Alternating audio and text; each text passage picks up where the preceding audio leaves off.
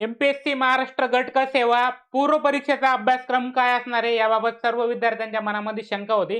खास करून जे नवीन विद्यार्थी आता तयारीला लागलेले आहेत, त्या विद्यार्थ्यांच्या मनामध्ये शंका होती, की सर अभ्यासक्रम काय असणार आहे? पदं कोणकोणती असणार आहे? पात्रता काय-काय आहे? टायपिंग सर्टिफिकेट कोणाला?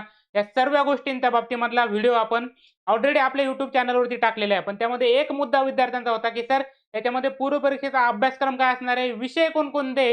याची सर्व डिटेल माहिती आपण ह्या व्हिडिओमध्ये घेणार आहे. त्यामुळे हा व्हिडिओ आपण शेवटपर्यंत बघायचा आणि जर तुम्ही चॅनलला नवीन असाल, तर हे रिलायबल स्पर्धा परीक्षा केंद्राचं चॅनल YouTube तुम्ही फॉलो करून ठेवा. बेल आयकॉन दाबून ठेवा म्हणजे नवीन-नवीन अपडेट येणारे तुमच्यापर्यंत लवकरात लवकर पोहोचतील. विद्यार्थी मित्रांनो, आता गट क संदर्भातले जे काही अपडेट होते ते मागे आपण बघितले असेल. मागच्या व्हिडिओमध्ये पण तुम्हाला मी क्लिअर केलं होतं, की लवकरच ॲड येणार आहे, असं आयोगाने त्या प्रसिद्धी पत्रकामध्ये म्हटलं होतं. त्यामुळे आता ग्रुप सीची ॲड येण्याचे चान्सेस जवळ लवकर आलेले आहे. ॲड लवकरच येणार आहे. पण जे नवीन विद्यार्थी आता तयारीला लागलेले आहेत, त्यांना नेमके अभ्यासक्रम काय असणार आहे, या सर्व गोष्टीपासूनच आपल्याला सुरुवात करायची. त्याच्यामुळे आपण सर्व गोष्टी डिटेल पद्धतीने ह्या व्हिडिओमध्ये बघणार आहोत. त्याच्यामध्ये जर प्रामुख्याने आपण विचार केला विद्यार्थी मित्रांनो, तर यामध्ये जो दर्जा असतो तो आपल्याला 12वी लेव्हलपर्यंतचा दर्जा असणार आहे सिलेबसचा. प्रत्येक विषय जे असेल आपल्याला हे 12वीच्या जो अभ्यासक्रम असतो त्याच्या समतुल्य असणारा अभ्यासक्रम आपल्याला याच्यामध्ये बघायला मिळणार आहे. आणि लँग्वेज पेपर जो असतो आपल्याला ह्या दोन्ही लँग्वेजमध्ये असतो. वरती मराठीमध्ये प्रश्न असतो, खाली इंग्लिशमध्ये प्रश्न असतो. जे मुलं इंग्लिश मीडियमचे तुम्ही इंग्लिशमध्ये प्रश्न सोडवू शकता. जे मुलं आपले मराठी माध्यमाचे ते मराठीमध्ये सोडवू शकता. आणि प्रश्नांची संख्या जी असते आपली ती 100 असतात. त्याला मार्क पण 100 असतात आणि 1 तास वेळ असतो. वस्तुनिष्ठ बहुपर्याय म्हणजे एक प्रश्न त्याचे 4 ऑप्शनल. अशा पद्धतीने ही पेपरची रचना असते. जे खास करून नवीन विद्यार्थी आले, या गोष्टी तुम्ही समजून घ्या. एका तासामध्ये आपल्याला 100 प्रश्न सोडवायचे असतात आणि जर कट ऑफचा विचार केला आपण, तर एक साधारणतः 50% मार्क आपल्याला कट ऑफसाठी लागतात. जर विचार केला आपण ग्रुप सीचा जर केला तर हां. त्याच्यामध्ये जर पदांची संख्या वाढली तर तो कट ऑफ खाली पण येतो.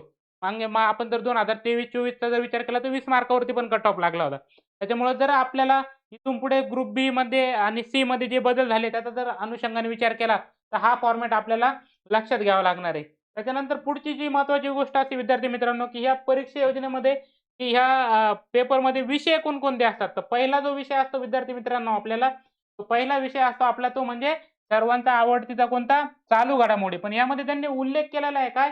की चालू घडामोडी आपल्याला कोणकोणत्या अभ्यासायच्या आहेत. याच्यामध्ये जागतिक चालू घडामोडी अभ्यासायचा आहे आणि त्यानंतर भारतातील म्हटल्यानंतर मग आपल्या महाराष्ट्र आला, सर्व गोष्टी आला, सर्व राज्यांच्या चालू घडामोडी.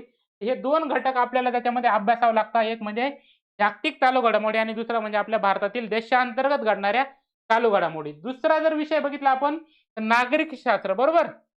कोणता विषय?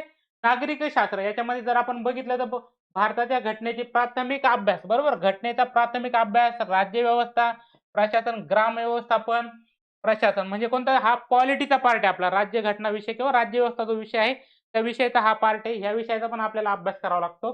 तिसरा जो विषय असतो विद्यार्थी मित्रांनो तो आहे हिस्ट्री, इतिहास. इतिहासामध्ये आपल्याला कोणता विषय अभ्यासाचा इतिहासाचा? तर आधुनिक भारताचा विशेषतः महाराष्ट्राच्या संदर्भाचा इतिहास.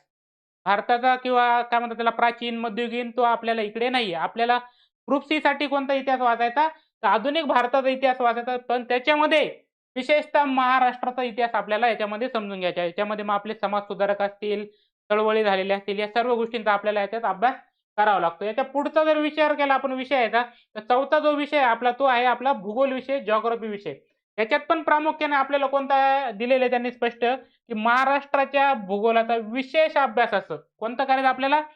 महाराष्ट्राचा विशेष भूगोल करायचा. म्हणजे काय? जास्त भर हा आपला महाराष्ट्रावरती असणार आहे आणि काही प्रश्न आपल्याला मग त्याच्यामध्ये जसं त्यांनी उल्लेख केलेला आहे, की पृथ्वी, जगातील विभाग, हवामान, अक्षांश, रेखांश, त्याच्यानंतर महाराष्ट्रातील जमिनीचे प्रकार म्हणजे मृदेचे प्रकार, प्रजननमान, प्रमुख पिके, शहरे, नद्या, उद्योगधंदे आणि इत्यादी. त्याच्यामध्ये अजून काही उल्लेख केलेला नाहीये. त्या गोष्टी पण आपल्याला भूगोलामध्ये अभ्यासाव्या लागतात. तर त्याच्यात फक्त एकच उल्लेख केलेला असतो काय? महाराष्ट्राचा भूगोलाचा विशेष अभ्यास असं. त्या महाराष्ट्राच्या भूगोलामध्ये येणारे जे काही घटक असतात, मग त्याच्यामध्ये नद्या असतील, पर्वत असतील, धरणं असतील, अभयारण्य असतील, वने असतील, या सर्व गोष्टींचा आपल्याला अभ्यास याच्यामध्ये करावा लागतो.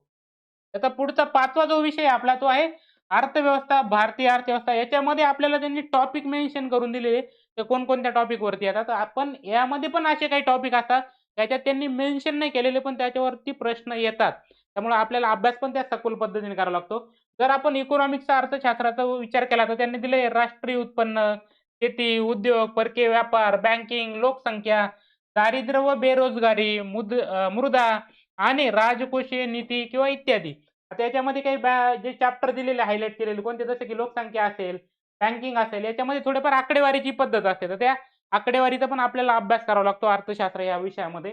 आणि त्या खाली जो आहे त्यांनी अजून एक उल्लेख केलेला आहे, की शासकीय अर्थव्यवस्था म्हणजे काय? अर्थसंकल्प आहे, लेखा आहे, लेखा परीक्षण आहे. हा हा जो पार्ट आहे ना, हा चालू घडामोडीशी रिलेटेड असतो. हा पार्ट जो असतो हा चालू घडामोडीशी रिलेटेड असतो. कारण दरवर्षी लेखा परीक्षण केलं जातं, दरवर्षी अर्थसंकल्प मांडला जातो. तर हा विषय इकॉनॉमिक्सचा आहे, पण हा कशाशी रिलेटेड आहे? चालू घडामोडीशी रिलेटेड असतो. त्याच्या खाली 6वा जो विषय आपला हा आहे सामान्य विज्ञान म्हणजे कोणता? सायन्स. सायन्समध्ये आपल्याला कोणकोणते सब्जेक्ट अभ्यासायचे किंवा कोणकोणते टॉपिक अभ्यासायचे, तर त्याच्यामध्ये आहे आपलं भौतिकशास्त्र, फिजिक्स, रसायनशास्त्र आहे, केमिस्ट्री आहे, प्राणीशास्त्र आहे, त्यानंतर वनस्पतीशास्त्र आहे आणि आरोग्यशास्त्र. तर हे सर्व विषयांचा आपल्याला अभ्यास सायन्स विषयाचा करताना हे सगळे टॉपिक आपल्याला लक्षात घ्यावे लागतात. या सर्व टॉपिकवरती पण प्रश्न आपल्याला प्रश्नपत्रिकेमध्ये बघायला मिळतात. त्यामुळे हे पण आपल्याला अभ्यासणं गरजेचं असतं. आणि 7वा जो सब्जेक्ट आहे आणि तो काय म्हणतात त्याला इम्पोर्टंट, याला डबल स्टार करून ठेवायचं. काय करून ठेवायचं? डबल स्टार करून ठेवायचं. कारण काय? सगळ्यात महत्त्वाचा विषय म्हणजे कोणता आपला? बाकीचे पण विषय महत्त्वाचे आहेत, पण त्याच्यात सगळ्यात महत्त्वाचा कोणता? अंकगणित आणि बुद्धिमत्ता चाचणी. बरोबर? त्याच्यावरची एक साधारणतः 20 प्रश्न आता त्या प्रश्नपत्रिकेमध्ये आपल्याला बघायला मिळतात. त्यामुळे स्कोरिंग विषय म्हणता येईल किंवा विद्यार्थ्यांचे मार्क जाणारा विषय म्हणता येईल तो म्हणजे गणित बुद्धिमत्ता. याच्यामध्ये त्यांनी दिलेले आहे, की याच्यात टॉपिक दिलेले नाही त्यांनी, पण याच्यात नमूद केलेलं आहे, की उमेदवार किती लवकर व अचूकपणे विचार करू शकतो हे आजमावण्यासाठी प्रश्न. त्याच्यामध्ये कोणते रे? बुद्धिमत्ताचे प्रश्न. मग बुद्धिमत्तेमध्ये टॉपिक असतात भरपूर आपल्याला. बरोबर ना? जसं वेगवेगळं अंतर आहे, काळकाम आहे, त्याच्यानंतर विद्यार्थ्यांची बैठक संख्या, बैठकीचे प्रश्न, नातेसंबंध असे भरपूर टॉपिक आहेत. त्या टॉपिकचा आपल्याला अभ्यास याच्यामध्ये करावा लागतो. आणि अंकगणित जो आहे याच्यामधला, तर याच्यामध्ये बेरीज आहे, वजाबाकी, गुणाकार, भागाकार, दशांश, अपूर्णांक व टक्केवारी ह्या विषयांचा आपल्याला अभ्यास, गणित आणि बुद्धिमत्ता ह्या दोन्ही विषयांचा आपल्याला अभ्यास याच्यामध्ये करावा लागतो.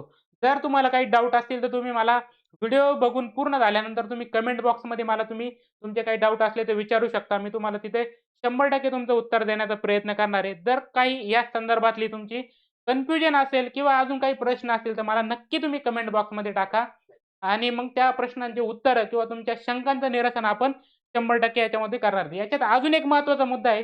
जर तुम्ही ह्या परीक्षेसाठी तयारी करत असाल, तर ह्या परीक्षेसाठी तयारी करण्यासाठी अनुभवी टीम जी असणार आहे, ती आपली रिलायबलच्या माध्यमातून तुम्हाला आता उपलब्ध झालेली आहे. यासाठी काय करायचं आपल्याला? 2 फॉर्मॅटमध्ये आपल्याकडे बॅचेस आता सध्या चालू आहे आणि काही बॅचेस आपल्या आता सुरू होत आहे. त्याच्यामध्ये जर तुम्हाला ऑनलाईन बॅच करायची असेल, तर प्ले स्टोअरवरनं जाऊन तुम्ही रिलायबल एस-पी-के नावाचं ॲप आहे आपलं, ते ॲप डाउनलोड करायचं.